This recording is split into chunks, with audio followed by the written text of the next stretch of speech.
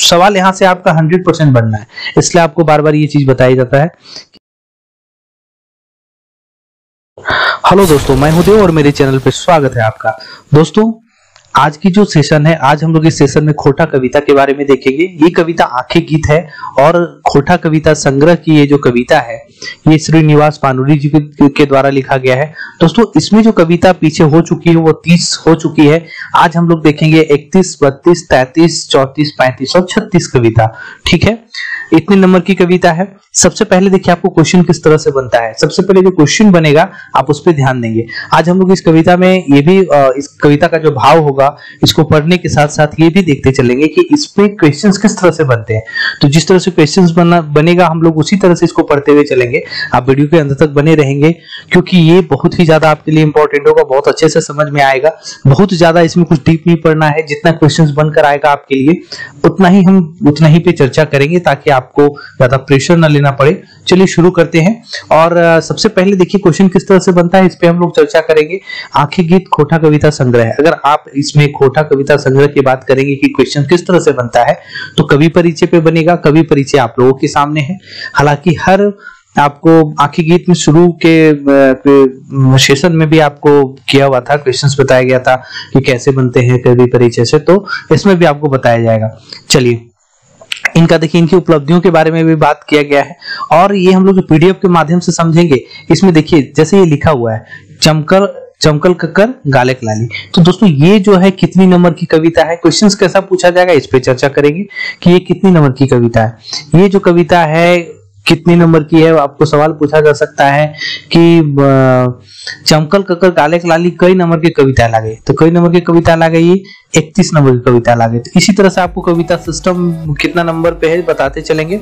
चलिए शुरू करते हैं और कवि परिचय भी देख लीजिए फटाफट एक नजर। नाम श्रीनिवास पानुरी है, माता का नाम दुखनी देवी है, पिता का नाम शालिग्राम पानुरी है, जन्म 25 दिसंबर 1920 को हुआ, स्थान बरवड्डा धनबाद।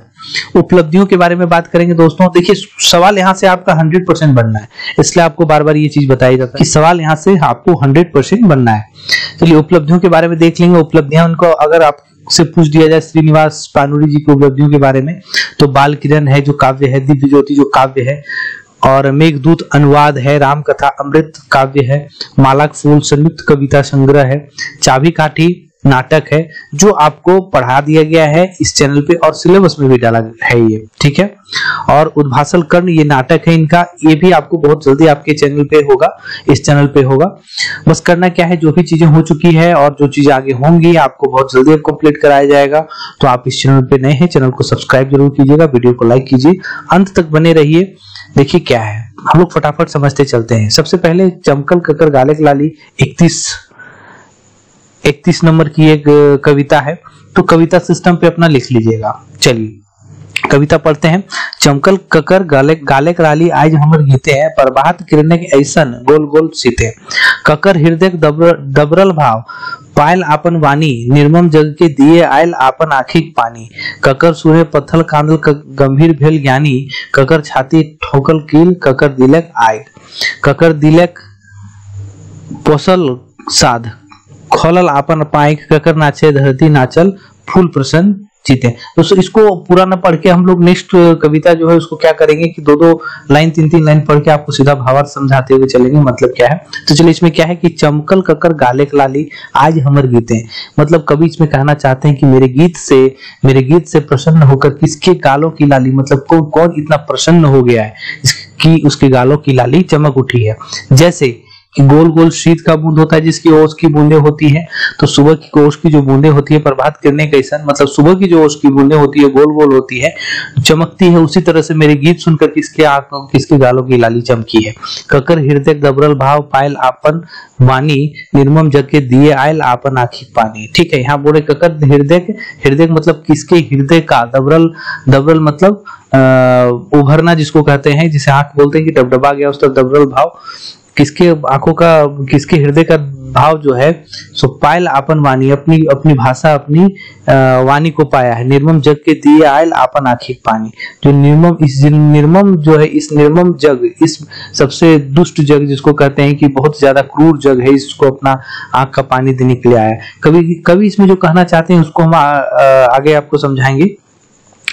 क्या है आगे, ककर सुने पत्थल कांदल गंभीर गहरी कहानी, मतलब किसके, कौन ऐसा, हमारी कविता जो है इतनी अच्छी, उस पर किसका ऐसा ऐसा सुर हो गया है जिससे पत्थर जो है कांदल, कांदल मतलब होता है रोना, ठीक है, कि और ज्ञानी भी उस पर गंभीर हो गया है, किसके। देखिए यहाँ कभी दो तरह के लोगों के बारे में बात कर रहे हैं, तो सवाल आपको कैसे बनेगा ये भी बताएंगे। ककर छाती ठोकल कील ककर दिलक आएगी, मेरे गीत से किसी के चेहरे पर प्रसन्नता है, लाली आती है, तो किसी के छाती पे कील भी ठुकता है, ऐसे लगता है उसको तकलीफ होती है, ठीक है, और किसी को आग सा लगता है। ककर दिलक पोसल साथ खोकर खोलल अपन पाइक, किसके दिलों में जो है, ककर दिले पोसल साथ मतलब किसके दिलों में जो है सो बसा हुआ जो बात है, और वो साथ मतलब वो जो बसा हुआ बात होता है, बसी हुई चीजें होती है जो आप अगल बगल अपनी चीजों को देखते हैं, ठीक है, जिससे आपकी आंखें खुल जाती है कि मेरे लिए अच्छा नहीं है, ठीक है। ककर नाचे धरती नाचल प्रसन्न फूल प्रसन्न चीते, किस ककर नाचे धरती नाचल मतलब किसके नाचने, किसके प्रसन्न होने से पूरा जग प्रसन्न हो गया है, कि फूल प्रसन्न चित्त सब हो गया है, ठीक है।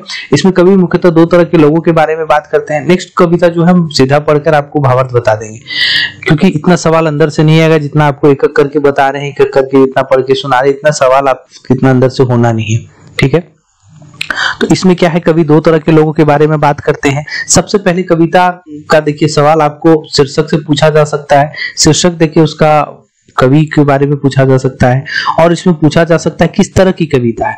तो ये चीज आप नोट कर लीजिएगा, ये जो कविता है ये आपको श्रृंगारी कविता है, ठीक है। तो आपको बोला जाएगा कि चमकल ककर गाले लाली एगो श्रृंगारी कविताएं ला गई, ठीक है।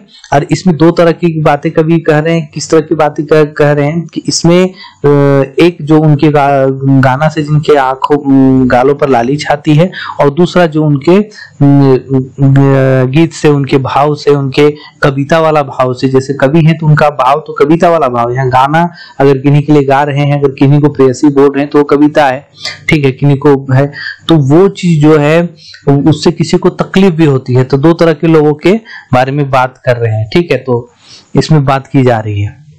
चलिए नेक्स्ट कविता है, नेक्स्ट कविता कितना है, आज हमर मने परल, आज हमर मने परल कितने की है, 32 नंबर है।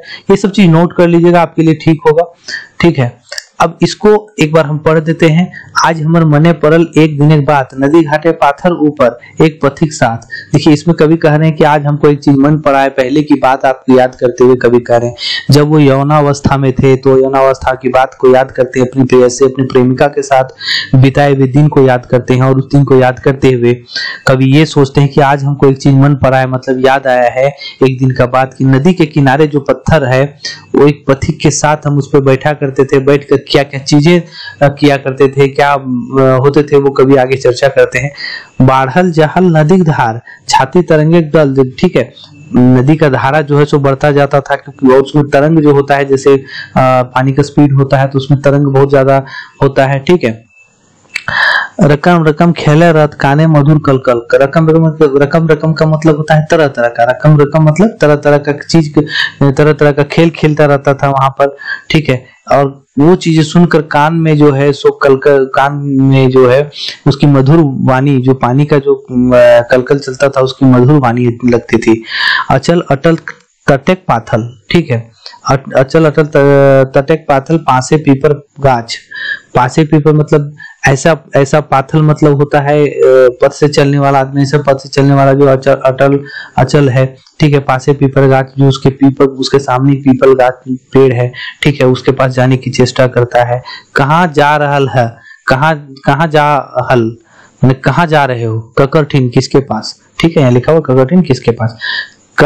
कहे ककर बात, किसकी बातों को कहता है। कौन बिरनिक शयन कक्ष, कौन से ऐसे प्रेयसी है जिसके पास जाकर उसके शयन कक्ष में जाता है। आने नूतन प्रीत, और अपनी प्रीत अपने प्यार को ला रहा है, ठीक है। चंदन पर से शीतल हो, चंदन जो है शीतलता परोसता है। ककर जरल गात, और इससे किसकी भावना जो है सो जलती है, ठीक है। तो इसमें जो कवि है सो अपने प्रेयसी को याद करते हुए कुछ अपनी भावनाओं को प्रकट करते हैं।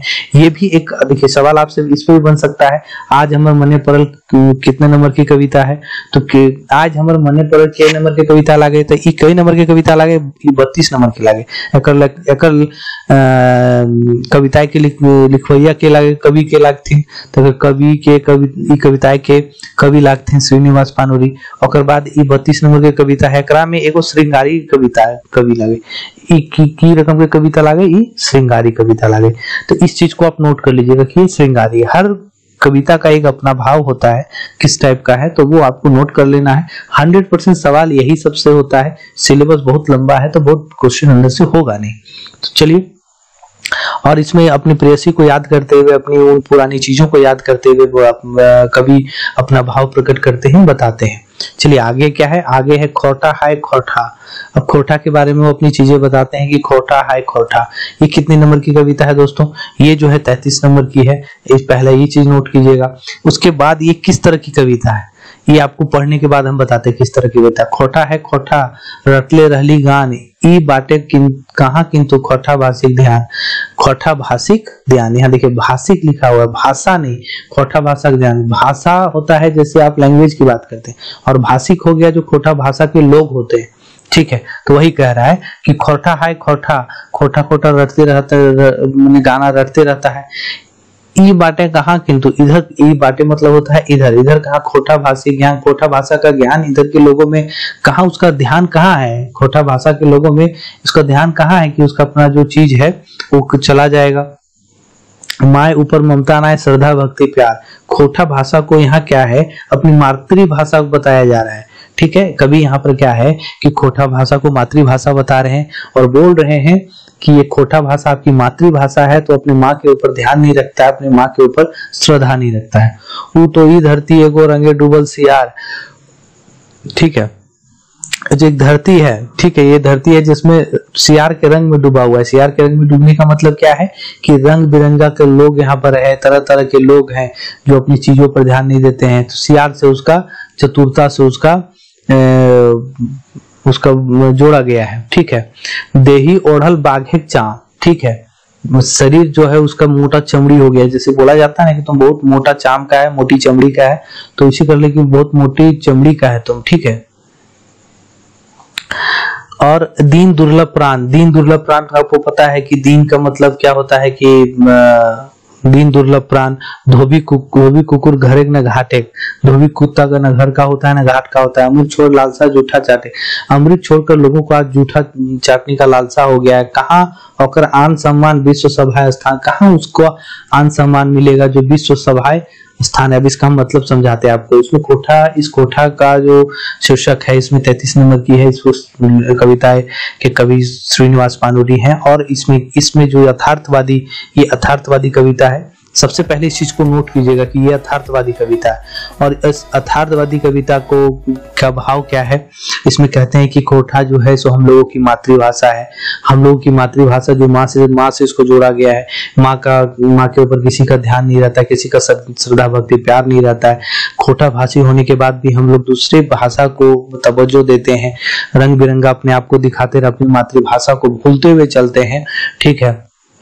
तो एक दिन ऐसा होता है कि वो आदमी को न धोबी का कुत्ता की तरह हो जाता है, न घर का होता है न घाट का होता है। ऐसे लोग अपने मातृभाषा को छोड़कर दूसरी की भाषा को अपनाते हैं और उसमें अपना गर्व महसूस करते। वही यहाँ बोला गया कि हम अमृत छोड़ लालसा जूठा चाटे, जो दूसरा जूठा चाटने से उसको जोड़ा गया है। उस लोगों को कहाँ मान सम्मान मिलेगा, विश्व के सभा में कहाँ स्थान मिलेगा जो अपनी मातृभाषा को सम्मान नहीं देता है।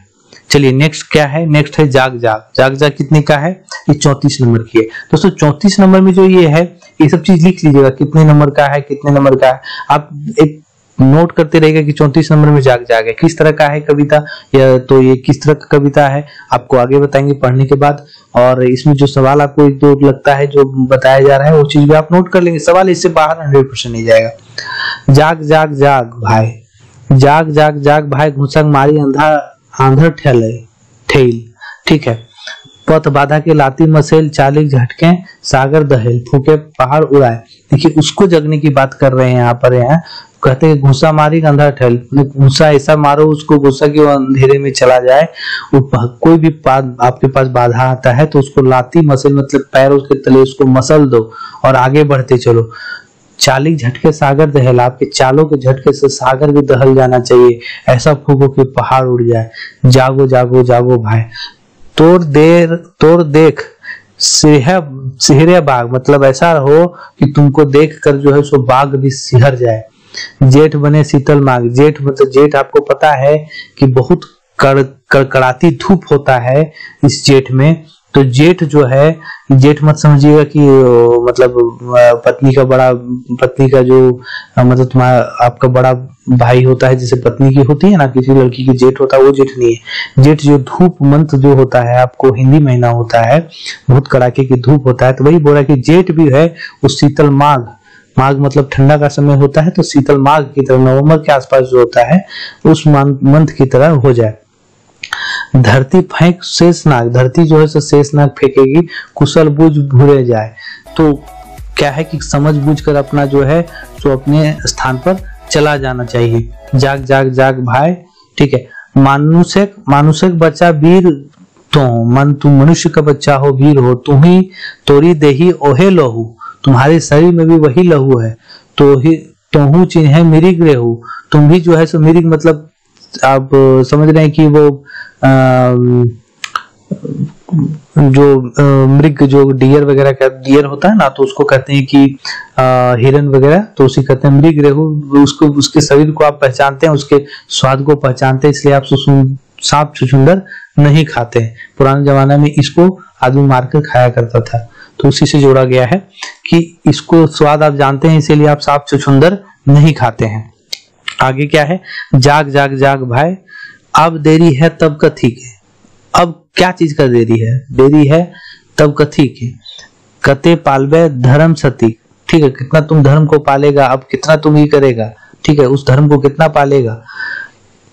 कपन बांध बाहरों पथिक में, कफन मतलब यहाँ कफन से बांधा गया है कि कफन बांध लो और निकल जाओ बाहर, अपने आप को उस परिवेश के हवाले कर दो जहां से तुम्हारा जिंदगी बनेगा और तुम उस जिंदगी के हवाले कर दो अपना, ठीक है। तो यहाँ पर आप इसका भाव भी बताएंगे कि क्या कहना चाहते हैं। विजय उल्लास से छाती फुलाए, और तुम उससे क्या है कि जब तुम विजय हो जाएगा तो उसके उल्लास से उसके खुशी से अपने छाती फुलाना। फिर जाग जाग जाग भाई, अब इसमें कवि क्या कहना चाहते हैं, कवि जो कहना चाहते हैं, सबसे पहले देखिए ये भी एक यथार्थवादी कविता है। ये सब चीज को नोट्स कर लीजिएगा, सवाल आपसे पूछा जाएगा। यथार्थवादी कविता है, तो यथार्थवादी कविता है, पहला सवाल यहाँ बना, दूसरा की कितने नंबर की, तीसरा अगर कभी पूछ दिया जाए, चौथा आखिर की कितनी नंबर की है, मतलब और ये शीर्षक देखिए कौन सी किताब से ली गई है। सवाल यहाँ इतना बन रहा है कि इधर का जरूरत नहीं पड़ेगा, लेकिन फिर भी पूछ दिया जाए तो आपका सवाल पूरा पूरा बनना चाहिए। चलिए, जो भी चैनल पे नए हैं चैनल को सब्सक्राइब कीजिएगा, वीडियो को लाइक कीजिएगा। सबसे पहले जो भी नए हैं चैनल को सब्सक्राइब कीजिए, आगे जो भी बातें हैं, जो भी सिलेबस है आपको बहुत जल्दी कंप्लीट कराया जाएगा। फटाफट आप जितने भी लोग हैं फटाफट सबको लाइक कीजिए पहले। अब इसका भाव समझाते हैं क्या है कि कवि इसमें क्या कहना चाहते हैं। कवि इसमें यथार्थवादी कविता है, कवि इसमें कहना चाहते हैं कि सोए हुए आदमी को जो है सो उठ जाना चाहिए। तो इसमें सुतल आदमी जे आपन अंदर के शक्ति नाय चिन्ह पारल, ठीक, ओकरा जगवे के एकरा में काम करल हथिन श्रीनिवास पानुरी जी ई कविता के माध्यम से। आर उनकर कहना है कि एक तो उठ जाग और आपन खातिर लड़, इटा बात एकदम कहल गेले, ठीक है। एकदम इसमें सवाल पूछा जा सकता है, ई कविता में कवि केकरा जगवे के कोशिश करल है, तो केकरा कवि कोशिश करल है, उस सुतल आदमी कोशिश करल है जे अपन खातिर ना उठे, ठीक है। नेक्स्ट है देखिए, एखनू हमर काने नूपुर। एखनू हमर काने नूपुर का मतलब क्या है कि देखिए काने नूपुर का मतलब होता है कि कान की बाली वगैरह, लेकिन यहाँ पर संबंध काने नूपुर से कुछ और है। काने नूपुर का मतलब यहाँ होता है, यहाँ पर जो संबंध दिया गया है वो प्रेयसी प्रेमिका का जो भाव है, उसका प्रेमिका का जो भाव है उससे प्रकट किया गया काने नूपुर का।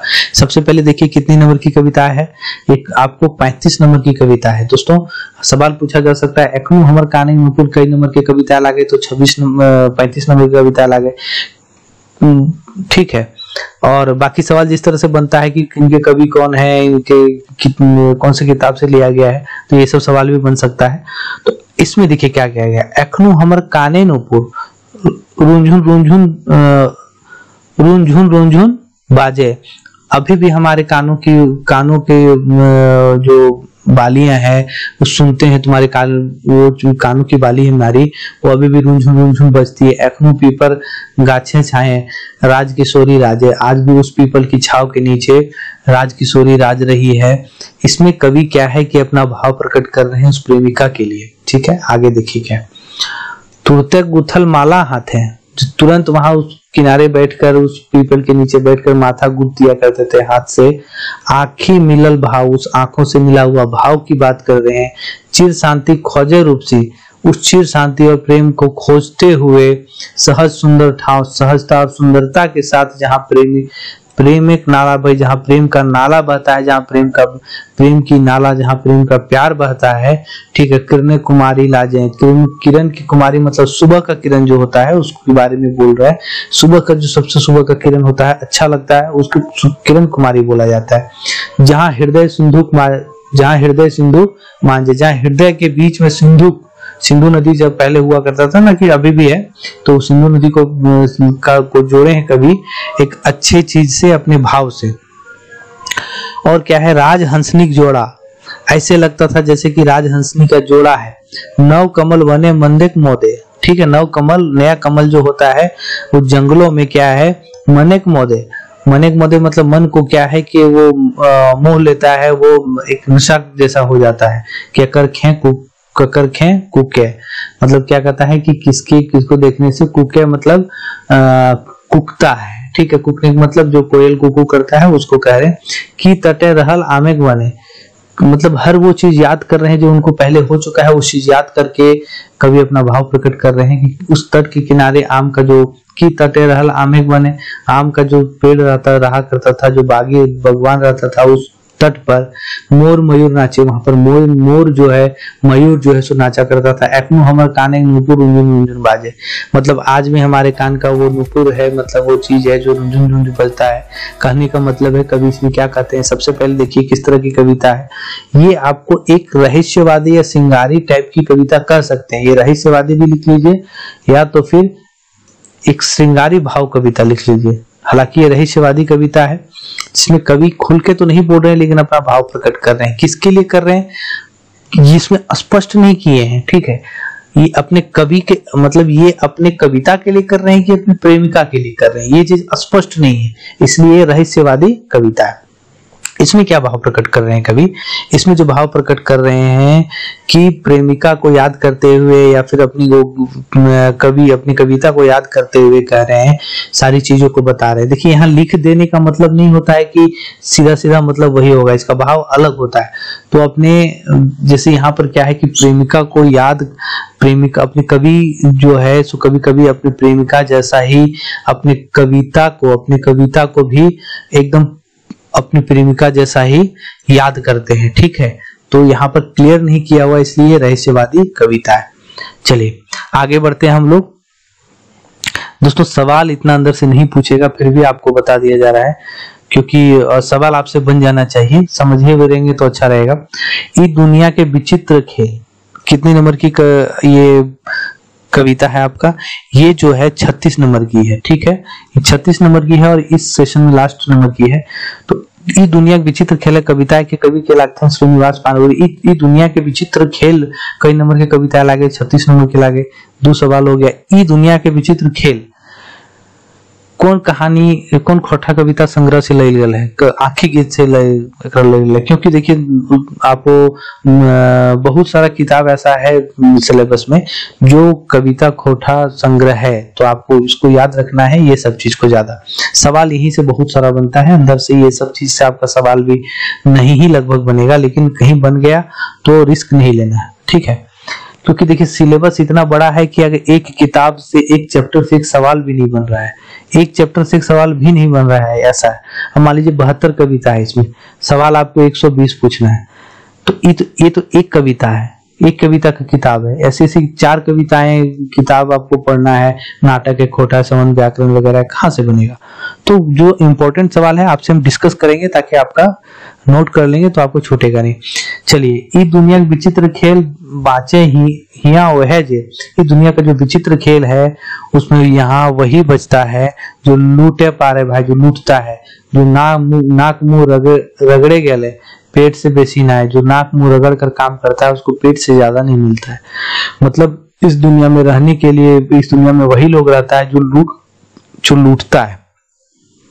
घटे सुध है कवि कल्पने सांझ उषा मेल, ई दुनिया विचित्र शान मान इज्जत प्रतिष्ठा चुमे और गोड़। ठीक है, घटे सुध है कवि कल्पने सांझ उषा मेल। ठीक है, घटे सुध है कवि कल्पने, कवि का कल्पना है जो उसको शुद्धता, उसकी शुद्ध जो है उसका शुद्धता नहीं सॉरी शुद्ध जो है उसका घटता है। सांझ उषा भेल। ठीक है, सांझ उषा मेल, सांझ उषा का मेल यहाँ का मतलब हुआ कि उसका घटता है और वो तुरंत लगता है जैसे कि शाम हो गया है। ये दुनिया विचित्र है भाई, शान मान इज्जत प्रतिष्ठा उसी का पैर को चूमता है। ठीक है, जिसके पास शान मान इज्जत प्रतिष्ठा होता है।